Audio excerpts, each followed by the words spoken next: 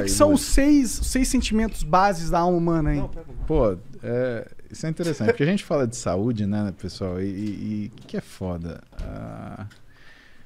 A saúde para as pessoas, na verdade, eu acredito que seja uma coisa intangível, porque a gente não reconhece saúde, Monarca, a gente reconhece a falta dela. É verdade. A gente reconhece saúde de alguma forma também. Cara, tipo, eu olho pra você e falo, puta, esse cara tá saudável. Não, tá, mas assim, quando sou eu só presto atenção quando eu tô fudido. Sim. É verdade, é verdade. É exatamente isso. Não, e isso engana. Por exemplo, eu tô com uma dor no joelho miserável, porque eu me machuquei semana passada. Então, você vê, dor é uma coisa que a gente convive, né, normal, mas a saúde também engana. Quando você vai avaliar a saúde do outro, né, isso é muito complicado, mas a saúde própria é difícil a gente quantificar, porque a gente está acostumado a perceber doença. E quando a gente vai cuidar de um paciente, por exemplo, que faz atividade física, né, a parte mais difícil do médico de esporte, na verdade, é você fazer uma avaliação, porque até então ele é uma pessoa saudável que quer fazer exercício. Pra você ter uma ideia, no meu consultório, todo mês a gente faz diagnóstico de pelo menos 2 casos de câncer em pacientes que a gente está avaliando pré-exercício. Pois é. Pré-exercício. E assim, é uma pessoa que quer treinar e que não vai em médico, mas quer ir no médico do esporte, porque já tem acompanhamento nutricionista, ou resolve fazer um check-up para começar a treinar, ou precisa de orientação, como é um consultório direcionado para a parte de performance, nutrição, treinamento, a pessoa chega lá, só que, cara, eu me sinto responsável, então eu faço uma avaliação ampla desse paciente para entender se realmente está bem, né? E é muito comum, infelizmente, né? Câncer de tireoide lá e câncer de cólon. Tá? Então a gente sempre, né, quando o paciente tem alguns indicadores inflamatórios alterados, tem um ritmo de vida alterado, né, a gente investiga sempre um pouco mais, né, e um outro sintoma que é delicado, mas que costuma florescer. E o que a gente percebe? Que as pessoas elas têm uma vida meio que compartimentalizada e a gente precisa entender o que para essa pessoa é satisfação.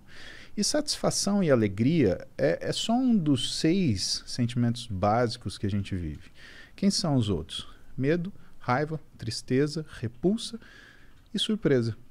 Caralho, tem 3 aí que são negativaços.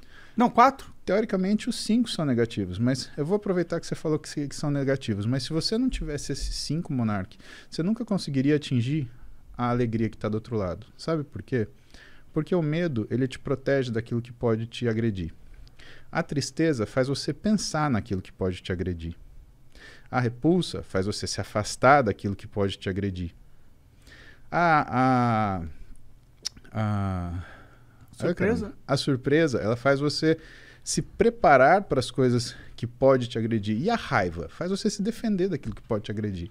E se você não usar essas 5 coisas negativas como ferramentas suas, você nunca vai chegar na alegria. E se você não chega na alegria, você descobre que tem 2 outros sentimentos que são menos elementares, mas que estão presentes na nossa vida, que é a culpa e a vergonha. Culpa é quando você trai os seus valores. E vergonha, quando você trai os valores da sociedade que você é inserido. E nessa mistura, nessa sopa inteira, o que a gente tem que descobrir das pessoas quando elas falam, por exemplo, quero emagrecer, ou então quero ganhar massa muscular? Você precisa descobrir por que essa pessoa quer chegar nisso. Isso é um alvo de discussão minha e da minha esposa muito frequente. Minha esposa é nutricionista, ela é especialista em comportamento alimentar, né? Ela tem uma pós-graduação sobre isso. E a gente discute muito em níveis, né, mais elevados e mais difíceis o que fazem as pessoas serem felizes ou não, o que traz satisfação para elas. O que a gente observa? Que existe uma diferença muito grande entre 2 tipos de pessoas que a gente pode dividir do grupo das pessoas que querem mudar a forma de viver ou a forma de se apresentar. Porque, entenda, o seu físico ele faz parte da sua identidade. E muita gente fala para você, olha, você pode mudar. E você pode mudar. A questão é, por que você vai mudar? Porque se você muda porque você não gosta de quem você é completamente diferente de você mudar porque você gosta de quem você é e quer melhorar. E o que eu e ela percebemos ao longo desses anos trabalhando? Que quando você tem uma pessoa que gosta de si e quer melhorar, essa pessoa ela começa a fazer uma atividade e ela vai até o final. Ou, que não tenha final, ela se sucede de uma forma progressiva. Por isso a palavra sucesso. E quando você tem uma pessoa que não gosta de si, o que acontece? ela não vai gostar da progressão. E o que vai acontecer então? Ela vai desistir. E o problema não é quem não aceita o desafio, é quem desiste diante dele. Porque o que faz com que você mude alguma coisa é consistência. Caramba, eu viajei aqui, né? Não, tu tá dando uma aula. Caralho, eu tô me sentindo merda, tá ligado? Não, velho, pelo amor de Deus, não tô falando aqui. Não. É super interessante isso. E é total. Eu nunca tinha parado pra pensar nesse negócio, né? E eu acho que tem muita gente que não se gosta realmente. É isso que eu tava pensando enquanto você tava falando, sabe? E como que você faz pra se gostar? Tipo... E por que será que as pessoas não se gostam? Como elas descobrem porque elas não se gostam? Cara, eu vou ter que falar outro acrônimo para você, tá? Então a gente falou dos 6 sentimentos básicos da vida humana, a gente falou de mais 2. Vou falar de uma coisa que a gente chama de RAIN, tá? RAIN, ele é um acrônimo daquilo que tem que ser a sua atitude quando você se vê de frente a um desafio, uma dificuldade ou um problema. O que você faz, né, no seu dia a dia? Primeira coisa, você tem que se confrontar. Né? E aí tem um problema grande que tem muita gente que não se gosta porque evita se confrontar. E a gente precisa confrontar nossos medos, nossas tristezas, como eu falei, nossa repulsa, nossa raiva. Né? A gente precisa olhar pra gente e entender do que a gente quer ou não. Né? E aí vem a gente aprender a falar não, a gente aceitar aquilo que nos desafia. Mas existe uma forma muito técnica de você fazer isso. E é justamente por esse acrônimo. O que é a primeira coisa, RAIN? Reconhecer. Então você olha para aquilo e fala, isso me incomoda. Segunda coisa, aceitar. Você é assim. O meu cabelo é crespo, mas eu gosto de cabelo liso. Mas eu tenho que primeiro aceitar que o meu cabelo é crespo e me sentir bem com ele. Porque aí, quem sabe, eu coloco o cabelo liso e percebo que esse cabelo liso, eu faço um alisamento e percebo que esse cabelo liso, por exemplo, não me agrada tanto quanto eu imaginava. Terceira coisa, investigar. Reconhecer, aceitar e investigar. Por que você vai investigar? Você tem que entender de onde vem aquilo de você. E por último, não identificar. Ou seja, você nunca vai trazer para você. Você é um sentimento ruim, fique aí. Isso é importante para você se conhecer e para você conseguir tomar as decisões que te agradem, porque a gente é obrigado a tomar muita decisão que nos desagrada. Agora, tem algumas que nós não somos obrigados a tomar. Tem coisa que nós não somos obrigados a ouvir. E a gente tem que limitar esse barulho externo. Até porque a gente fala, não interessa o que os outros falam.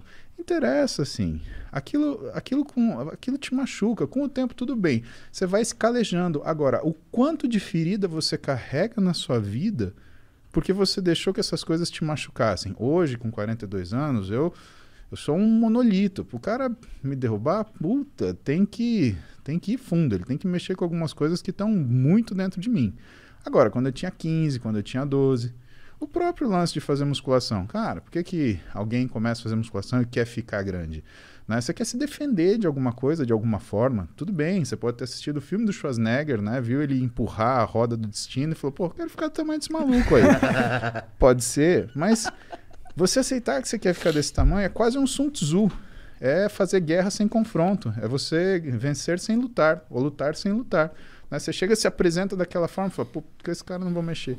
Né? E isso na nossa vida profissional, isso na nossa vida do dia a dia, né? Ninguém vai te dar um esbarrão na rua se ele olhar para você e falar, não, isso daqui não vai dar muito certo se eu fizer isso. Se ele querer esbarrar de volta, eu acho que eu vou sair voando. Eu acho que vou pegar um pedala. Mas essas coisas, elas são importantes. E isso que a gente se preocupa, assim, na verdade, é que as pessoas, elas estão numa fase, principalmente hoje, com toda essa conversa de aceitação, etc., que você percebe que as pessoas, elas não estão se confrontando mais. Elas não estão parando para pensar quem são elas, o que as incomoda. E elas estão buscando só conforto, conveniência.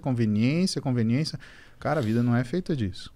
É feita do oposto, inclusive, né? Exatamente. Eu escolhi uma profissão onde não existe conforto, cara. E não existe conveniência. Principalmente quando você dá plantão num pronto-socorro de trauma, cara, não tem conforto nenhum. Você tá 3 da manhã, chegou o cara que caiu de moto, ele tá parecendo um quebra-cabeça de 2.000 peças. Né? Você fala, não, espera um pouquinho, para de sangrar que eu preciso ainda estudar o que eu vou fazer com você. Não, você se ferra ficando sem dormir, estudando, tomando café, virando noite, dia. Você para de assistir filme, você para de assistir TV, você para às vezes de sair com a tua namorada para assistir aquilo. Mas por quê? Porque tem uma finalidade. Não tem angústia maior para um médico do que olhar para um paciente e não ter ideia de onde ele começa a trabalhar. Isso é uma coisa impensável. E isso é uma coisa que move muitos de nós na faculdade de medicina. Né? Eu não tinha preocupação com prova, por exemplo, Monarca. Eu tinha preocupação quando o paciente fosse sentar na minha frente e falar assim, e aí, doutor, o que eu tenho?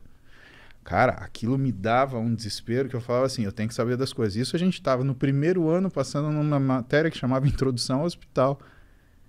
E eu olhava com admiração dos meus professores que eles conseguiam sentar com calma, ouviam o paciente e sabiam conversar com o paciente. E o médico, né, aquele médico bom, aquele médico antigo, aquele médico que ele consegue se conectar com você, porque o trabalho médico ele vem dessa conexão. Porque o que o médico faz, na verdade, né, o que ele vende é a confiança. As pessoas procuram o médico porque confiam nele. Não porque ele se formou no melhor lugar, ou porque ele tem a quantidade de diploma, ou porque ele fez... Não, porque confiam nele, né? E esses professores, eles sentavam com as pessoas e, assim, do jeito que a gente está sentando hoje, tudo bem, Maria, como é que vai você? O que está acontecendo com você? Não, mas antes, me conta um pouquinho da sua vida. Cara, aquilo era sensacional. Aí você descobria que você não pode tratar o paciente igual está escrito no livro de semiologia, como se fosse uma lista de ticar. Dor de barriga? Dor de cabeça? Tá caindo um dente? Tá caindo cabelo? Não é isso, cara. É uma coisa muito mais profunda. E isso, com o tempo, vai fazendo a gente entender que a gente tem que entender da pessoa, entender uma série de coisas. Mas o motivo principal, né, do desconforto inicial, e aí, de novo, a gente usa aquilo que desconforta a gente como ferramenta para a gente evoluir, é esse. E se você encontra pessoas que são fracas, o que vai acontecer? Elas vão fugir desse desconforto e não vão conseguir fazer o mínimo. É aquela história que hoje é clichê. Tempos difíceis geram pessoas fortes. Pessoas fortes geram tempos fáceis. Tempos fáceis geram pessoas fracas. E pessoas fracas geram tempos difíceis.